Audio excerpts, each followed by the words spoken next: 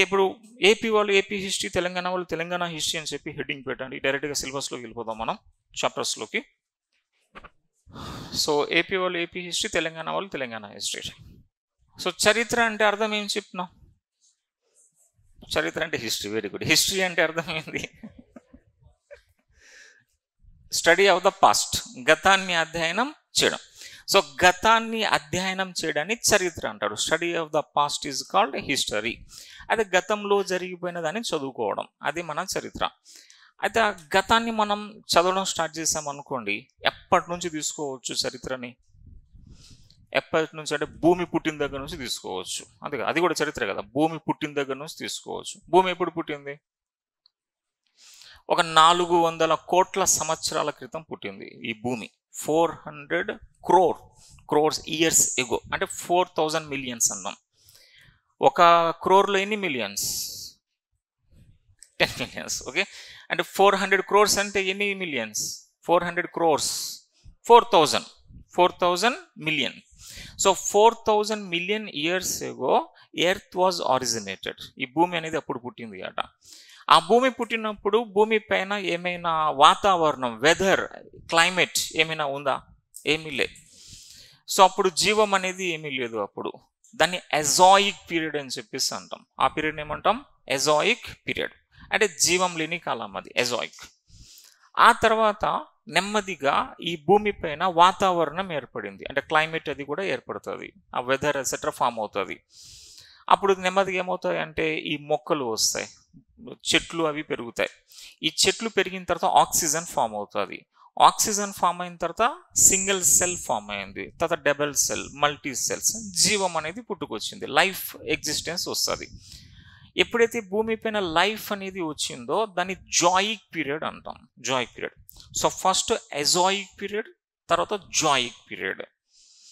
ఆ తర్వాత ఏమవుతుందంటే పెద్ద పెద్ద భారీ జీవాలు, జైంట్ యానిమల్స్ పుట్టుకొస్తాయి, పెద్ద పెద్ద జీవాలు పుట్టుకొస్తాయి.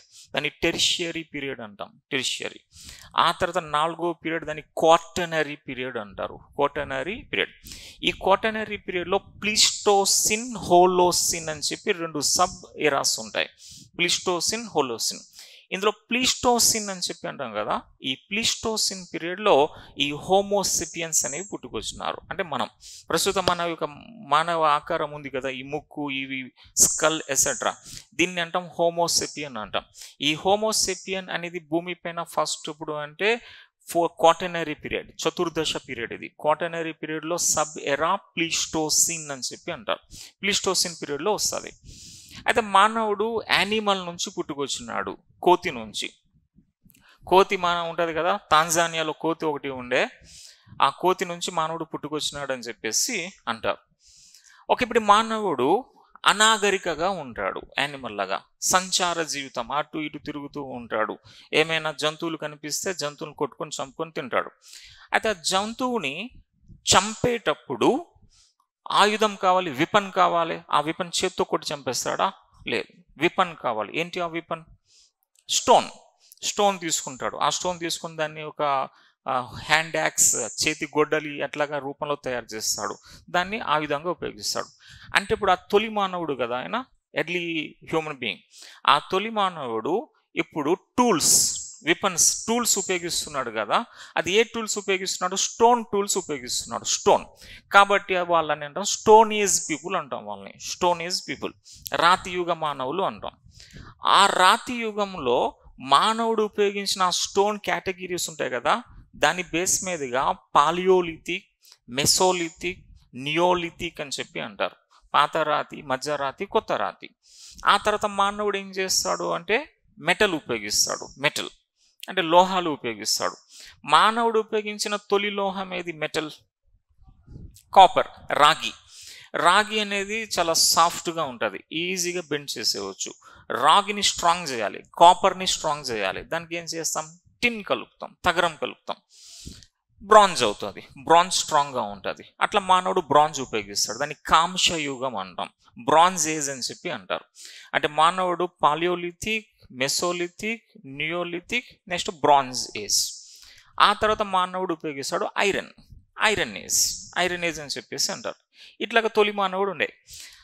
అయితే తొలి మానవుడికి సంచార జీవితం ఉంటుంది, అంటే అటు ఇటు కూడా వాండరింగ్ లైఫ్ అనేది ఉండేది. నొమాడిక్ ట్రైబ్, వీళ్ళు నొమాడ్స్ అని చెప్పి అంటాం. నొమాడ్స్ ఒక ప్లేస్ నుంచి ఒక ప్లేస్కి వెళ్తూ ఉంటారు, తర్వాత నెమ్మదిగా ఒక ప్లేస్లో సెటిల్ అవుతారు. అలాగే ఒక ప్లేస్లో సెటిల్ అయిన తర్వాత వాళ్ళకి కావలసినటువంటి వ్యవసాయ ఉత్పత్తులు పొందడం కోసం సమీప ప్రాంతంలో వ్యవసాయం చేస్తారు, అగ్రికల్చర్. వాళ్ళు పంటలు సేకరణ చేసుకుంటారు. ఆ తర్వాత పశువుల్ని పెంచుకుంటారు, పాస్ట్రోలింగ్ అని చెప్పి అంటాం. పాస్ట్రోలింగ్, పశువులను పెంచుకుంటారు, మచ్చిక చేసుకుంటారు. అయితే వాళ్ళ సొంత ఆస్తి ఫామ్ అవుతుంది, సో ప్రాపర్టీ. ఏంటి వాళ్ళ ప్రాపర్టీ అంటే ఈ యొక్క పశువులు, వీళ్ళ యొక్క పంట పొలాలు, వాళ్ళ యొక్క ప్రాపర్టీ. అప్పుడు అది ఎప్పుడైతే ఆస్తి అనేది ఉంటుందో దాన్ని కాపాడుకోవాలి, ఆస్తి అనేది కాపాడుకోవాలి, లేకపోతే పక్కవాడు కబ్జా చేసేస్తాడు. ఇప్పుడు ఈ గ్రామం ఉంది, ఈ గ్రామంలో మనకి పశువులు మంచిగా వీళ్ళు మెయింటైన్ చేసుకుంటున్నారు, యానిమల్స్ మంచిగా ఉన్నాయి, అండ్ అగ్రికల్చర్ యాక్టివిటీ చేస్తున్నారు, మంచిగా పంటలు వస్తున్నాయి, క్రాప్స్ మంచిగా ఉన్నాయి, దాన్ని స్టోర్ చేసి పెట్టుకున్నారు, అండ్ మంచి ప్రాపర్టీ ఉంది ఈ విలేజ్లో.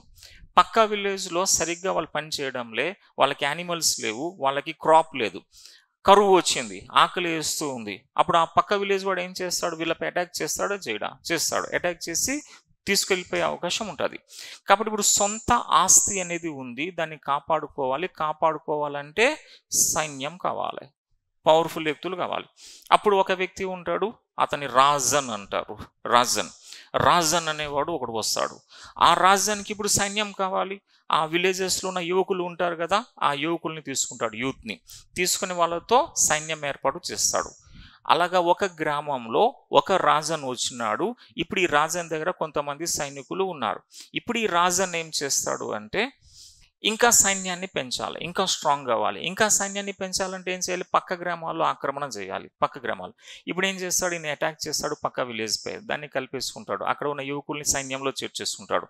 అట్లా ఒక విలేజ్, 2, 3, 4 విలేజ్, అలాగా సొంత ఆస్తి, ఓన్ ప్రాపర్టీ అన్న కాన్సెప్ట్ ఏమవుతుంది అంటే మన ప్రపంచంలో రాజ్యాల ఏర్పాటుకి కారణమవుతుంది. అనేక కింగ్డమ్స్ ఏర్పడతాయి.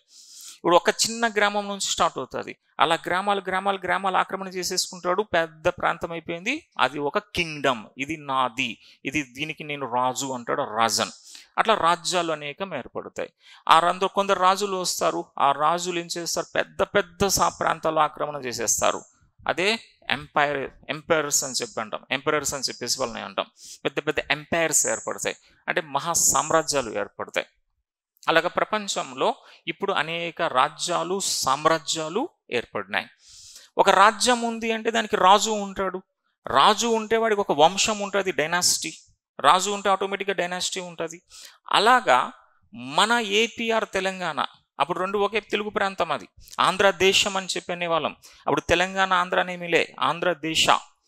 ఈ ఆంధ్రదేశాలో పరిపాలన చేసిన తొలి డైనాసిటీ, తొలి వంశం ఏంటి, శాతవాహనాస్ అని చెప్పేసి అంటారు. శాతవాహనాస్ అంటే ఇప్పుడు మొత్తం ప్రపంచంలో సొంత ఆస్తి అప్పట్లో ఈ యొక్క యానిమల్స్ అండ్ క్రాప్, ఆ సొంత ఆస్తి అన్న కాన్సెప్ట్ రాజ్యాల ఏర్పాటుకి దారితీసింది. ఆ రాజ్యాలు ఏర్పడితే దాన్ని పాలించడానికి రాజులు వచ్చారు. ఆ రాజులకి ఒక వంశం అనేది ఉంటుంది. ఆ dynasty, first dynasty in Andhradesa including Telangana ఏదంటే శాతవాహనాస్ అని చెప్పేసి అంటారు. శాతవాహనాస్ని అంతం చేసి ఇక్ష్వాకులు వస్తారు, ఇక్ష్వాకుల తర్వాత విష్ణుకుండిన్స్ వస్తారు. ఇలా ఒకదాని తర్వాత ఒకరు ఇట్లాగా మనకి వస్తారు. అది అంటే జస్ట్ ఇది ఇంట్రడక్షన్. సో భూమి పుట్టింది, అప్పుడు జీవంలే, అజాయిక్ పీరియడ్. తర్వాత జీవం వచ్చింది, జాయిక్ పీరియడ్. పెద్ద యానిమల్స్ వచ్చినాయి, టెరిషియరీ పీరియడ్. అండ్ జీవం మన హోమోసెపియన్స్ వచ్చినాయి క్వార్టరీ పీరియడ్లో, ప్లిస్టోసిన్ సబ్ ఎరాలో. హోలోసిన్ అంటే ప్రస్తుత పీరియడ్గా దాన్ని పేర్కొంటాం. ఇప్పుడు మానవుడు తొలిగా ఏమీ లేదు, ఆయన రాతి పనిముట్లు ఉపయోగించినాడు. ఆ తర్వాత స్థిరపడిన తర్వాత సొంత ఆస్తి సంపాదించాడు. ఆస్తి కాపాడుకోవడం కోసం ఒక వ్యక్తిని ఎన్నుకున్నారు, రాజన్. ఆ రాజన్ రాజ్యాలు ఏర్పాటు చేసినాడు. ఆ రాజ్యం వచ్చింది, ఇప్పుడు దానికి వంశాలు వస్తాయి. అటువంటి వంశం ఫస్ట్ మన తెలుగు ప్రాంతాన్ని పాలించింది శాతవాహన. శాతవాహనస్ అనేవాళ్ళు ఓన్లీ ఏపీలో పాలించారా, ఓన్లీ తెలంగాణలో పాలించారా, ఆ 2 ప్లేసెస్లో పాలించారా? 2 ప్లేసెస్. అయితే ఇప్పుడు మనం ఇక్కడ సిలబస్లో భాగంగా ఒక ట్రీ చూస్తాం. ఆ ట్రీలో యునైటెడ్ ఏపీలో ఎవరు పాలించారు, ఓన్లీ తెలంగాణలో ఎవరు పాలించారు, ఓన్లీ ఆంధ్రాలో ఎవరు పరిపాలన చేశారు అని చెప్పి మనం చూస్తాం.